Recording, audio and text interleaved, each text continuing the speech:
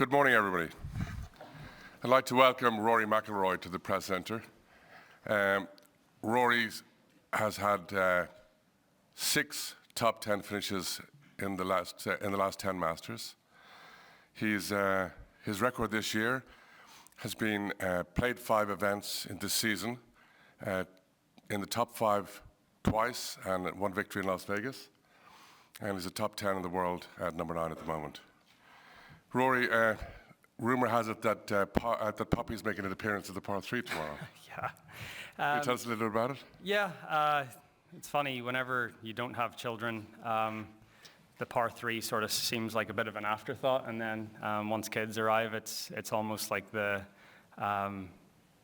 sort of becomes the highlight of the week in a way. So yeah, looking forward to it. It'll be fun to get out there tomorrow and watch her run around, and yeah, and it's amazing. I think back to my first appearance here in 2009, and then this is my 14th, and just how quickly the time goes, and the sort of evolution that life takes on, and the places that you find yourself, and but it's exciting. It's exciting to be back here. It's exciting to be here with my family, and looking forward to everything in the week ahead. Excellent. I'd like to open up for questions. Rory, at a lot of these events, it always seems like there's some external news that sucks the oxygen out of the event. It often seems to involve Tiger. When you are not involved in one of these, is it easier as a competitor to fly under the radar? I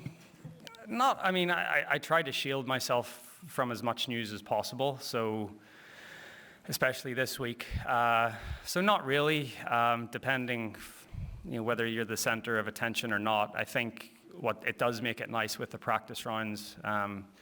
We were on the 9th green when Tiger and JT and Freddie teed off yesterday, and it was a mass exodus from the 9th green to the first tee, and then the back 9 was lovely and quiet. So that's a nice way to get through the first few days of the week, and yeah, sort of go about your preparation, I guess, unhindered. Mark? Hey, Rory. I just wonder if you can describe kind of the evolution of your chase for the Grand Slam, the pressure maybe for the first couple tries, because there was, speaking of attention, so much on it. Yeah. And now I think this is your 8th go-around here. Did it become less pressurized, or is there more pressure because we haven't won a major since 14? Kind of where does that fall for you? I'd say a little bit less pressure. I think my best finish was the first go around to try to win the Slam. So it's not as if Jordan played wonderfully that week, and I played well. I played maybe not as well as I could, but I played pretty much up to my potential, and it just wasn't good enough that week. So, and I think as well, as I said at the start, I'm maybe at a different stage in my life where back then, golf was everything. And it's obviously, it's still very, very important. But maybe back then I would think that I don't know if I would feel like I was fulfilled if I didn't win one or whatever it is. But yeah, it's less pressure. I'm not, I know if I play well, I'll give myself chances to win this golf tournament, and it's just a matter of going out there and executing the way you know that you can, and stick to your game plan, and be patient and be disciplined, and all the things you need to do around Augusta National. But I don't feel, if I think back to 2015 when I was coming off that run, yeah, there's certainly less pressure I feel than there was then. Dylan?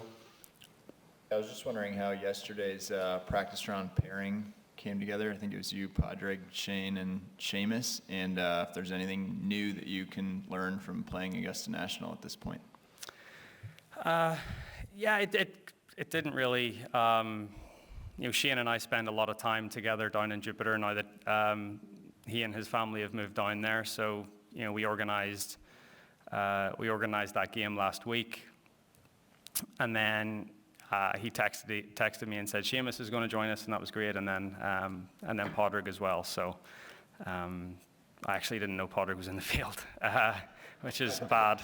But I guess he played pretty well in the PGA last year. Yeah, so it was really good fun, and Shane and I and Padraig are going to play on the par 3 tomorrow as well. So that'll be good fun, and I think the club here, it always is making little tweaks and improvements to the golf course. So there's always something to learn. The reason that I came up here a little bit early last week was just to see the couple of changes. The 11 is basically a new golf hole. 15's a little bit different, and then the 3 new greens, 3, 13, and 17, all with subtle little tweaks to the slopes there. So yeah, you're always learning around this golf course. I don't think that ever changes. Ian? Hi, Rory. I guess more specifically, do you do anything differently here to minimize that pressure, perhaps off the course, or what's your week like when you're not playing? Yeah, I guess, I try to stay off my phone as much as possible. And then, when I get home, it's, my attention's taken away from the golf and it's turned to family. And, as a professional golfer and you're away from home all the time, you don't want to feel like that absent dad. So you want to try to spend, quality time when you can. So, it's nice to be able to turn your attention away from the golf when you get home and, whatever it is, draw on a chalkboard or whatever she wants to do. So, yeah, it's nice. I try, as I said at the start, I try to shield myself from a lot of the hype and the attention and and everything that goes on at this tournament, just so that I can focus on getting out there and playing golf and focusing on myself. Ian? Rory, how much of a setback was missing the cut last week, given the way that you'd set your stall out schedule-wise building up to this? I think it was beneficial in the end. I learned a few things. Like, you always learn more from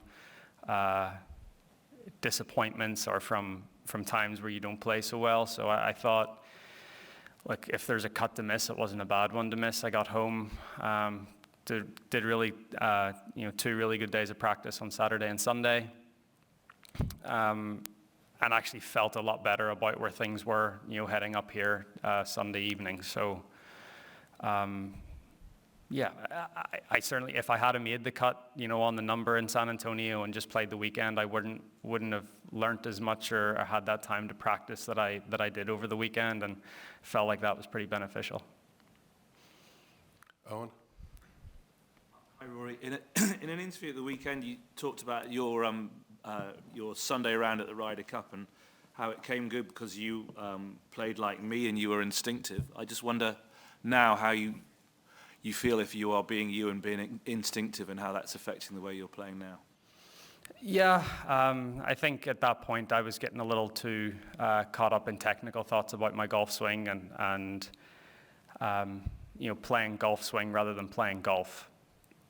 And I wasn't really, I think when you get so tied up in technical thoughts, you don't visualize as well, you don't see the shot you want to hit, you don't try and shape shots as much, you're just basically, the ball's here, the target's there, I'm going to try to get this from A to B by trying to make this movement with my body and my golf club. And there's no real imagination or creativity to it, so just trying to put a little bit of more of that back into my golf, and I've played much better since then. I had the win in Vegas. I've been in contention to win a few times. So yeah, it's definitely been a marked improvement from then, and it's something that I'm always trying to keep in my game. John? Rory, for quite a lot of people out there, and indeed for some of the people in here, this is the first time back for a few years. You've been here. How does this week feel, and how, to you now? You're in a very special position to tell us. Yeah, it feels like we're back to normal life, I guess. It feels like a normal Masters again. It feels like we're sort of over the, we're sort of at the light at the end of the tunnel, I guess, is the way I would put it. And, 2020 was a very strange Masters. 21 with, some limited fans was much better, and this year it's, the crowds for a Monday yesterday were amazing. Even driving, up Berkman's Road, it took us, what is a 10-minute drive? Usually it took us 45 minutes to get to the club yesterday morning. So everyone's excited to just get back out and live their lives again, and it's great to see. Scott?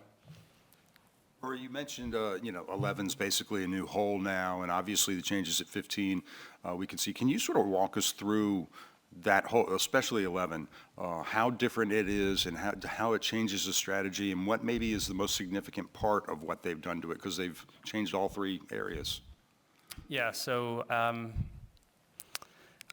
I would say obviously the tee shot is it's a longer hole, but the tee shot is slightly less daunting. You don't have that collection of trees on the right-hand side that, I'd say from the widest point of the left part of the fairway to the widest point of the right is 50 yards, 60 yards. It's a very, very wide fairway, but if you go down that right half, you're going to be stuck behind those three trees. But it's a more generous tee shot. It was always an awkward tee shot. You had to hug that right side, and then if you just got it slightly right, you're in those trees. And you had to be very fortunate to have a shot to the green, unless you blew it way right into that sort of alleyway where people walk. So the tee shot's maybe slightly easier, but then it leaves you with a longer second shot in. And I think that's where the hole becomes a lot more difficult. The second shot's basically the same. Okay, you're maybe going to have 15 or 20 more yards into the green. But the penalty for missing the second shot is greater than it was before. You've got that runoff on the right that if you get to the middle, like say the pin high with the middle of the green, that drop off on the right side is significantly deeper than it used to be. So the miss really now is short right, sort of front edge, level with front edge of the green and just a little right, but that brings those mounds into play.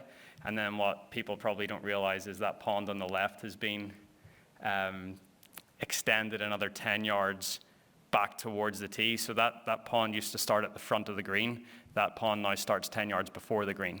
So now the bailout brings in those mounds and the water. So it's the penalty for missing that second shot is much greater. And then if you do miss it, obviously it's a very, very difficult up and down from there. So I think it's going to net out a more difficult golf hole than it used to be. So that's 11, and then 15, they've extended the tee a little bit. And then I feel like they've cambered the fairway a touch more from right to left to sort of, have balls feed sort of behind that collection of trees. So you maybe have to play a shot with your second if you want to go for the green, and it forces you to hit the tee shot up the right-hand side to have a clear view at the green. So the tee shot's a little more demanding, and then if you do hit it down that left side, you're gonna have to play a shot. Jimmy? Yeah. Hi, Rory. In the past, you've talked about varying strategies coming in here, approaches for how to unlock this, how to make it happen. Anything different this year in terms of your approach, the way you think about this? No, I think I said it, in a previous answer. Just patience, discipline. Don't make big numbers. It's very, in a way, for me anyway, it feels like a very negative way to think, but it's the way to play around this place. You don't have to do anything spectacular. I played with DJ in the first two rounds when he won here in 2020. I think he was 12 under after 2 days, and I got off the golf course thinking, don't really feel like 12 under is a hell of a score after 2 days here, but I wasn't in awe of the way he played. It was just he did the right things, and he put it in the right spots, and he held a few putts, and he took advantage of the par fives, and he basically did everything that this golf course asks of you. And that's what this place is all about. It's as much of a chess game as anything else, and it's just about putting yourself in the right positions and being disciplined and being patient and knowing that pars are good, and even if you make a couple of pars on the par fives, that's okay, and you just keep moving forward. Chip?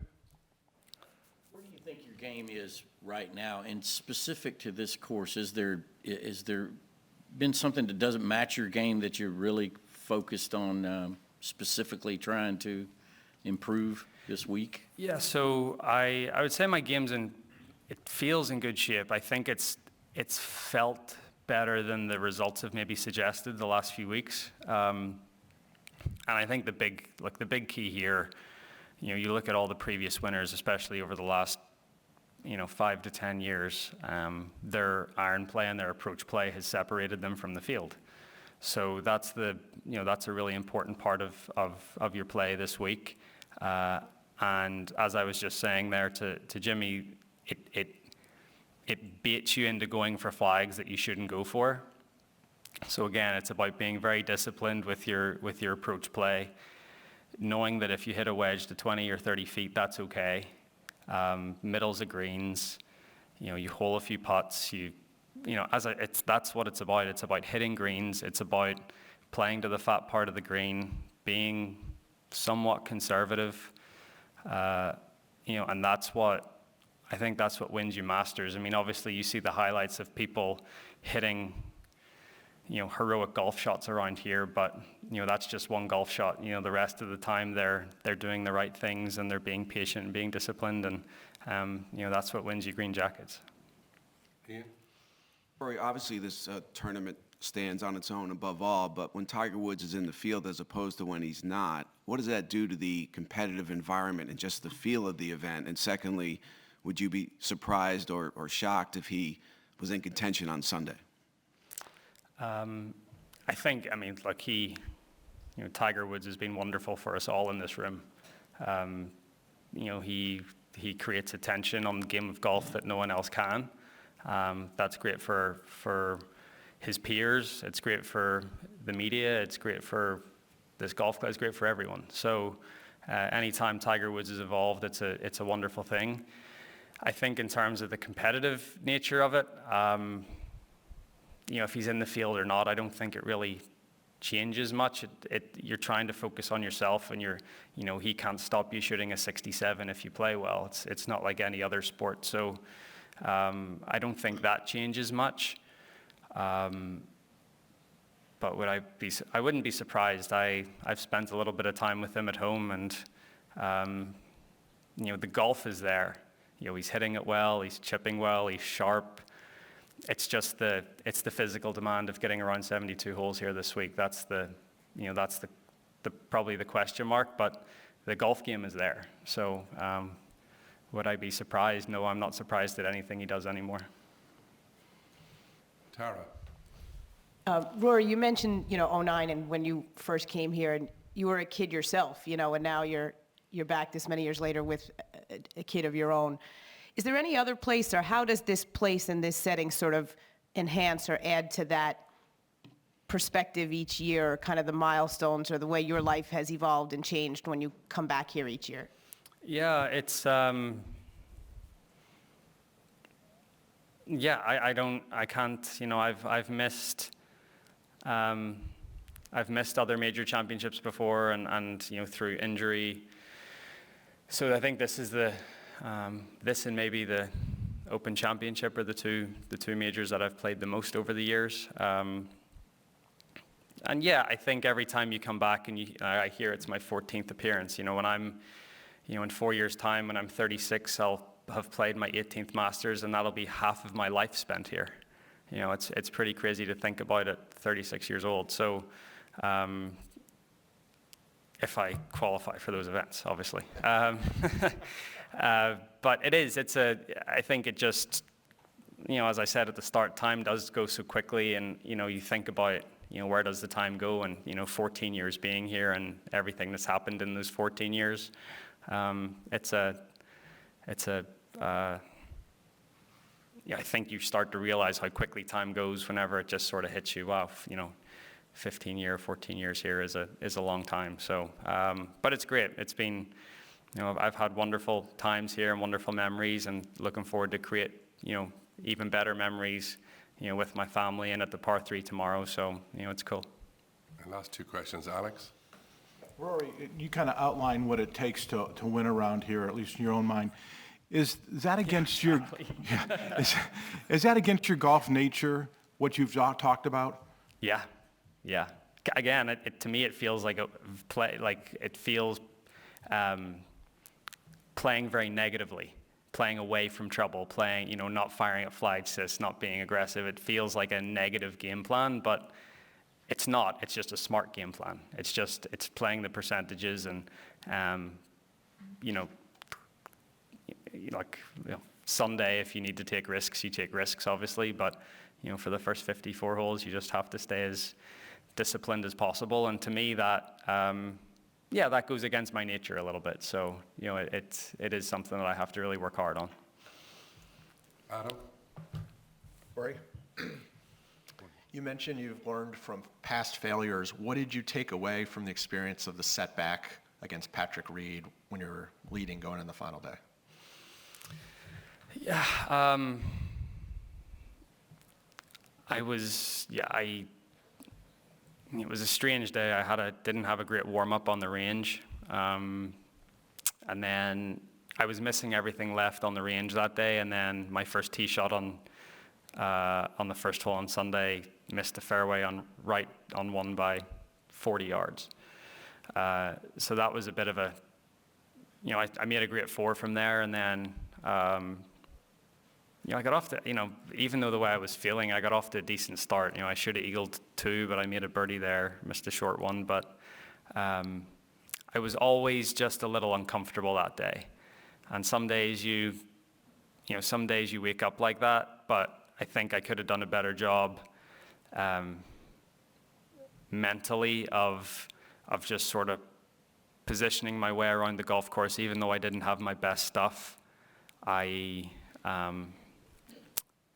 felt like I was 3 behind going into the last day, so I felt like I needed my best stuff to win. And whenever you feel like you don't have it, I probably forced the issue a little too much. And when I didn't really need to, you know, all I needed to do that day was shoot a couple under par, and I think I would have been in a playoff. So, you know, I think, again, going back to, you don't have to do spectacular things here. You just have to be solid and play your game and execute your shots and stay out of trouble and avoid the big numbers. And if you do that, you'll always hang around and have a chance at some point. Last question, Neil. Yeah, hi, Roy. Just talking about how time goes so quickly again. You've got the top 5 in the world now, nearly, or under 30, or pretty nearly. But at the same time, you've got Tiger still going, you've got Lee, Paul Casey, you've got Richard Bland playing great at his age as well. Does that take the pressure off as well, that you see that you can keep going for so long? And how do you feel? Do you feel like you're sort of middle-aged now, or in your prime, or how do you see it? Yeah, I mean, you think about, like, when I'm their age, I'll have been on tour 30 years. So it's, it's amazing. Golf is amazing. You can play it for a long time. You can have a unbelievably long career if you keep yourself healthy. So, yeah, look, I've always said time is on my side, and I'll keep saying that until it isn't, whenever that is. But right now, I still feel like time's on my side. I'm 32 years old with a ton of experience. So, you know, I still feel young. I'm still, like, I'm only a few years older than those guys. It's not as if, you know, I've got a few more gray hairs than I used to, but I still feel young at heart. That's great. Thank you very much. Thanks, Rory. Really appreciate it.